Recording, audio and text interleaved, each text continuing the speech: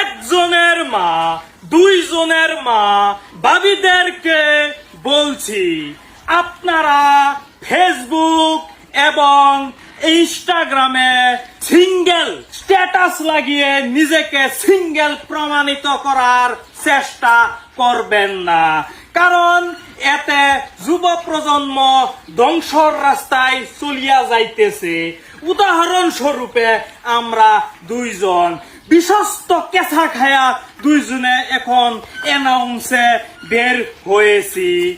একজনের মা, দুইজনের মা, ভাবিরা, আপনাদেরকে আবারও জানানো হইতেছে, আপনারা আমাদের কুমলা মন নিয়ে খেলা করবেন না, কারণ আমরা যুব প্রজন্ম ধ্বংস হলে দেশ চলবে না, দেশ চলবে না।